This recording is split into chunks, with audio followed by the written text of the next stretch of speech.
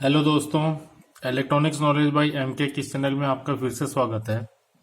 दोस्तों, आज मैं आपके सामने नई जानकारी लेके आया हूँ और ये जानकारी रेडियो से रिलेटेड ही है, लेकिन ये और भी जगह पे काम आएगी इस जानकारी की। और आशा करता हूँ ये वीडियो आपको फिर से पसंद आएगी। और एक जानकारी भी है, एक फॉल्ट फाइंडिंग भी है।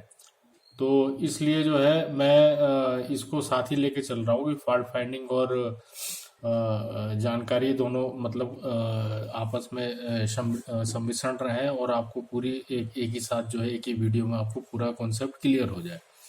साथ ही आपसे मैं रिक्वेस्ट करूंगा कि अगर आपको वीडियो पसंद आता है तो मेरे चैनल को लाइक और सब्सक्राइब जरूर करें, शेयर भी करें।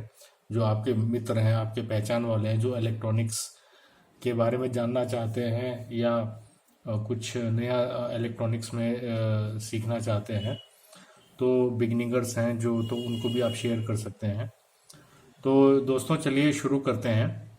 देखिए, ये सामने स्क्रीन पे आपको एक आईसी का सर्किट डायग्राम दिखा रहा है।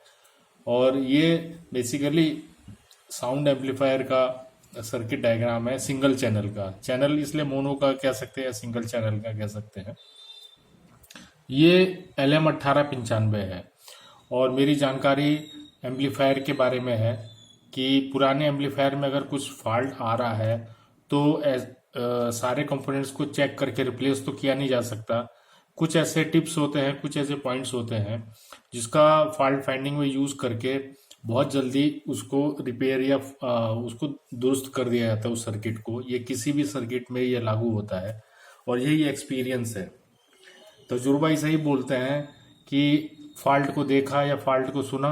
टेलीविजन में फॉल्ट को देखा जाता है, रेडियो में फॉल्ट को सुना जाता है और समझा जाता है और उस पॉइंट पे पहुंचा जाता है और तुरंत उसको रिपेयर कर दिया जाता है। यही तजुर्बा कहलाता है। हर एक फील्ड में यही तजुर्बा होता है कि कोई प्रॉब्लम अगर आती है तो अगर आदमी एक्सपीरियंसड है तो तुरंत माइंड में क्लिक होती है और उसको वो उसका जो सॉल्यूशन है उस पर काम करता है। और यही इलेक्ट्रॉनिक्स में फॉल्ट फाइंडिंग भी है और धीरे धीरे आदमी सीखता भी है। और जो नए हैं वो भी सीख रहे हैं, जो जो सीख चुके हैं वो भी नई नई चीज़ें सीखते हैं। ये मेरे साथ भी लागू है। तो देखिए, ये LM1895 साउंड एम्पलीफायर की आईसी है। अच्छा, देखिए, जहाँ पे स्पीकर होगा वहाँ पे साउंड एम्पलीफायर जरूर होगा, जहाँ पे माइक होगा वहाँ पे एम्पलीफायर जरूर होगा। ये एक दूसरे के पूरक है। जहाँ पे माइक लगेगा वहाँ पे जरूर एक एम्पलीफायर होगा, प्री एम्पलीफायर, मेन एम्पलीफायर। जहाँ पे स्पीकर होगा वहाँ पे भी एक आउटपुट का एम्पलीफायर लगा होगा। जहाँ पे एसी से डीसी बनाया जाएगा वहाँ डायोड जरूर लगा होगा। डायोड का मतलब है वहाँ पे SCR भी लगा सकते हैं उस रेक्टिफिकेशन के लिए। तो ये मतलब एक दूसरे के पूरक है। तो ये LM1895 का आईसी है, ये रेडियो में यूज होती है। और ये जो है 6 वोल्ट, 4.5 वोल्ट इस टाइप के वर्किंग वोल्टेज है। 1.5 वोल्ट पे या 3 वोल्ट पे नहीं काम करती है, 4.5 वोल्ट या 6 वोल्ट पे काम करती है। और एक आईसी जो है मैं आपको दिखाना चाहूँगा। देखिए, ये TVA 820 आईसी है। ये भी 6 वोल्ट पे काम करती है, 9 वोल्ट पे काम करती है। ये भी रेडियो में यूज़ होती है, फिलिप्स के रेडियो में देखा जाएगा। एक ये 4440 की आईसी है और ये बहुत प्रचलित आईसी है। नेक्स्ट जापान 1185 के बाद 4440 आई थी जिसका आउटपुट बहुत अच्छा था। 12 वोल्ट से एम्पियर ऑपरेट होती थी, 3 एम्पियर इसकी मैक्सिमम करंट थी। और ये TVA 810S 80 के दशक का मास्टर आईसी थी जो टेलीविज़न में और टेप रिकॉर्ड रेडियो में यूज़ होती थी। तो अब ये 3 आईसी का सर्किट मैंने आपको दिखा दिया है। अच्छा, मेरा मेन पर्पस जो ये बताने का है कि देखिए, एम्पलीफायर के अंदर electrolytic capacitor, resistance, diode, ceramic disc capacitor, polyester capacitor use होते हैं। तो इसमें इलेक्ट्रोलाइटिक कैपेसिटर जो है मेन भूमिका निभाता है साउंड की क्वालिटी को सही करने के लिए या आउटपुट में अच्छी आवाज़ देने के लिए या रेक्टिफिकेशन के लिए। तो सर्किट के अंदर साउंड से रिलेटेड बहुत सारे कंपोनेंट लगे होते हैं, लेकिन एक इलेक्ट्रोलाइटिक कैपेसिटर भी लगा होता है जिसके बारे में बता रहा हूँ।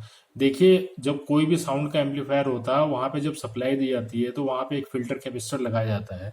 एक ये फिल्टर कैपेसिटर जैसे इसके अंदर यहाँ पे ये लगा हुआ है, ये देखिए, ये फिल्टर कैपेसिटर ये सप्लाई के पैरेलल में लगा हुआ है।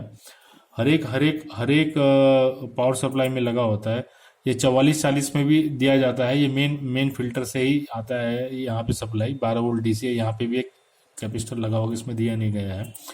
और ये टीबी आउटपुट है, ये इसमें भी देखिए सप्लाई के साथ जो है एक ये 100 एमएफडी 25 वोल्ट का कैपेसिटर लगा हुआ है। तो ये टेलम 18 पिन 7 है। यहाँ पे 470 एमएफडी का ये ग्राउंड है। तो देखिए, ये इलेक्ट्रोलाइटिक कैपेसिटर वक्त के साथ साथ जैसे 15 साल या 20 साल के बाद इसके अंदर जो डाई इलेक्ट्रिक जो लिक्विड भरा होता है धीरे धीरे सूख जाता है। और सूखने के बाद इसकी परफॉर्मेंस या तो बिल्कुल खराब हो जाती है और या इसका जो है पार्शली वीक हो जाता है। तो साउंड की क्वालिटी में बहुत ज़्यादा फर्क पड़ने लगता है। तो अब ऐसा क्या चीज रिप्लेस करें या उस पॉइंट पे कैसे पहुंचे कि इससे जो है साउंड की जो क्वालिटी बदली होगी इस इलेक्ट्रोलाइटिक कैपेसिटर। देखिए, साउंड का आउटपुट जो होता है, आउटपुट के सीरीज में एक इलेक्ट्रोलाइटिक कैपेसिटर जरूर लगा होता है। देखिए, ये कैपेसिटर लगा हुआ है, इलेक्ट्रोलाइटिक कैपेसिटर। पोलर लगा है, नॉन पोलर नहीं, पोलर ये पॉजिटिव है, यहाँ से साउंड आउटपुट दिए, ये ग्राउंड है। वैसे ही आप टीबी 810 में देखिए, ये 470 एमएफडी 16 वोल्ट का लगा है। और ये 4440 में ये लागू नहीं होता, ये डायरेक्ट इसके अंदर जो है आईसी ऑडियो आउटपुट लगी है, बस ये इसमें ये कैपेसिटर यहाँ पे जुड़ा हुआ है। और एक ये 810 है, यहाँ पे भी 1000 एमएफडी लगा रहता है, या 2200 भी लगा देते हैं ये करंट के हिसाब से। एक ये कैपेसिटर लगा होता है। तो ये कैपेसिटर अगर वीक हो जाएगा तो आपके साउंड आउटपुट पे बिल्कुल डायरेक्टली फर्क पड़ेगा। आपकी पतली आवाज आएगी, आवाज में धमक नहीं आएगी, कान में लगेगी आवाज, इस टाइप का जो है आपको रिसेप्शन सुनाई देगी। पुराने सर्किट में या कई बार नए नए सर्किट जो 4-5 साल होते हैं उसमें भी ऐसी प्रॉब्लम आ जाती है। इलेक्ट्रोलाइटिक कैपेसिटर कभी भी खराब हो सकते हैं। और दूसरा जो है, एक पिन से, जैसे 3 नंबर पिन से 100 एमएफडी के कैपेसिटर ग्राउंड है, डायरेक्ट पिन से ग्राउंड होगा वो। जैसे टीबी 820 में जो है, आप ये देखिए 47 एमएफडी 10 वोल्ट का ये ग्राउंड है डायरेक्ट पिन नंबर 8 से। और 4440 में डायरेक्ट है। इसमें मैं कुछ बात ही नहीं कर रहा हूँ क्योंकि ये सर्किट मैंने इसलिए यूज किया है कि इसका भी रेफरेंस आपको दे दूं। 4440 में एक ये 100 एमएफडी 25 वोल्ट का ग्राउंड है, ये देखिए ये। और टीबी 820 में ये कैपेसिटर, जूम करता हूँ थोड़ा सा आपको और क्लियर हो जाएगा। देखिए, ये कैपेसिटर डायरेक्ट ग्राउंड है। ये 100 एमएफडी का कैपेसिटर है। ये पॉलिस्टर कैपेसिटर लगा हुआ है, इसकी बात नहीं कर रहा मैं, पोलर इलेक्ट्रोलाइटिक कैपेसिटर का। ये सारे कैपेसिटर जो मैंने आपको दिखाया, ये भी रिस्पॉन्सिबल होते हैं साउंड के आउटपुट के लिए। ये जो डायरेक्ट ग्राउंड मैंने 3 सर्किटों में आपको दिखाया, अगर ये ओपन हो जाएगा तो आपकी साउंड आउटपुट तुरंत बंद हो जाएगी। ये फीडबैक के लिए होता है। तो आप इसको, अगर आपकी साउंड आउटपुट खराब हो रही है, आपको पता नहीं चल पा रहा है, तो सबसे पहले आप ये फिल्टर कैपेसिटर को चेंज करके देखेंगे। क्योंकि ये फिल्टर कैपेसिटर अगर खराब होगा तो आपके साउंड आउटपुट में तेज करने पे फटी फटी आवाज आएगी, मोटर पुट पुट की आवाज आएगी, जैसे पुट पुट की आवाज आती है। लेकिन अगर साउंड आउटपुट में चीखती हुई सी आवाज आ रही है, पतली आवाज आ रही है, तो आपको ये आउटपुट की सीरीज में जो इलेक्ट्रोलाइटिक कैपेसिटर लगा हुआ है डायरेक्ट ग्राउंड खड़ा हुआ है, ये दोनों कैपेसिटर में से एक कैपेसिटर जरूर खराब होगा। आईसी नहीं खराब होती है इतनी जल्दी। तो आप इन दोनों कैपेसिटर को सबसे पहले रिप्लेस करके देखेंगे, नया कैपेसिटर लगाएंगे हर एक सर्किट में। अगर आपको ऐसा महसूस होता है तो, जैसे टीबी आउटपुट में आप पतली आवाज आ रही है, तो आप सबसे पहले आंख बंद करके ये जो आपका 47 एफडी 10 वोल्ट और 470 एफडी 16 वोल्ट का कैपेसिटर चेंज कर देंगे, क्योंकि ये सीरीज में लगा हुआ है यहाँ से।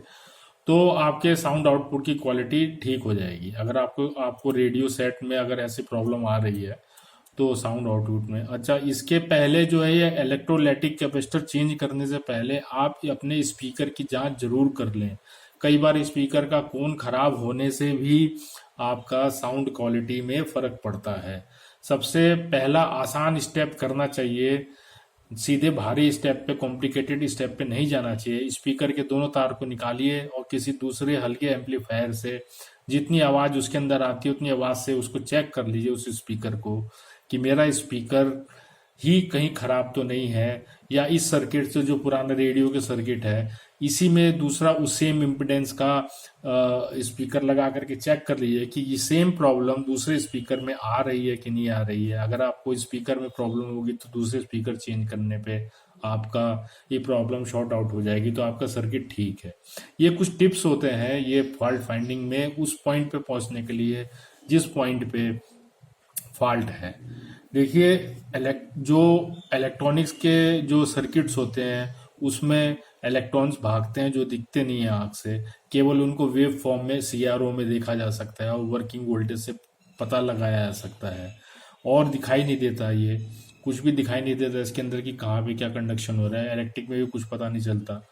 तो ये फॉल्ट फाइंडिंग के कुछ टिप्स होते हैं, जिसमें से एक टिप्स मैंने आपको ये एम्पलीफायर के बारे में बताया। ज़्यादातर मैं ये आप से रेडियो से रिलेट करके ही देखिए, लेकिन अगर आपका कोई साउंड आउटपुट में एम्पलीफायर है उसमें भी अगर सेम प्रॉब्लम आ रही है तो आप चेक कर सकते हैं। लेकिन वो बंदा जो चेक करेगा उसे इलेक्ट्रॉनिक्स के रिपेयरिंग के बारे में या इलेक्ट्रॉनिक्स के कंपोनेंट्स के बारे में जरूर जानकारी होनी चाहिए, तभी इस सर्किट में हाथ डालें, नहीं तो आपका जो सेट बज रहा है वो भी और ज़्यादा भी खराब हो सकता है। तो दोस्तों, ये आपको वीडियो कैसी लगी मेरी, आप कमेंट्स करके ज़रूर बताइएगा।